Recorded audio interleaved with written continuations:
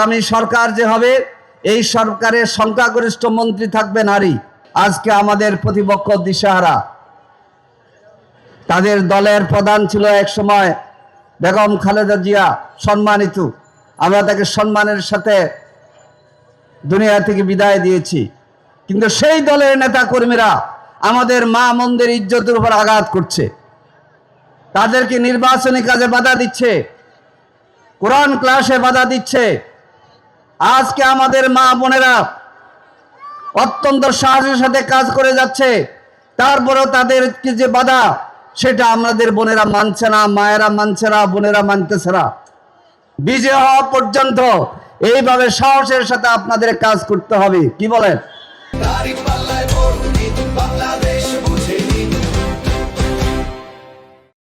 আগামী নির্বাচন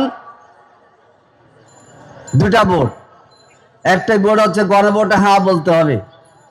আপনার হায়ের পক্ষে ভোট দিতে রাজি আছেন? ভোট দেওয়া না, ভোটের জন্যে প্রচারণা চালাইতে হবে। সামনে আরো 2 দিন, আগামীকাল 10 তারিখ এবং আগামীকাল হচ্ছে 10 তারিখ, আগামীকাল সকাল 7টা পর্যন্ত। গণভোটে হ্যাঁ বলা মানে হচ্ছে জুলাই যোদ্ধাদের পক্ষে আপনি কথা বলা।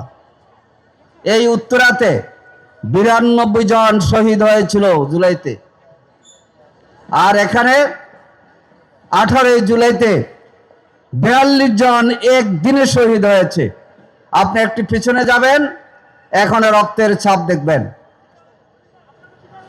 এই জন্য জুলাই এই যোদ্ধাদের রক্তের প্রতিশোধ নেওয়ার জন্য, বিচারের জন্য শাপলা করে মালকা আরিফকে এখানে বিজয় করতে হবে।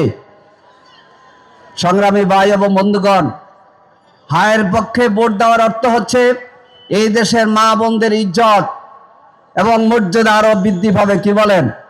আমাদের আমির জামাত বলেছেন মাদের এবং মেয়েদের, বোনদের মর্যাদা আরো বেশি হবে, এবং আগামী সরকার যে হবে এই সরকারের সংখ্যাগরিষ্ঠ মন্ত্রী থাকবে নারী। কি বলেন? আমি বক্তৃতা দিতে উঠলে তো বলবেন যে দাড়ি টুপিওয়ালা লোক আমাদের কিন্তু ঘরে রাখবে, এই কথাটা বলে অপপ্রচার চালায় না।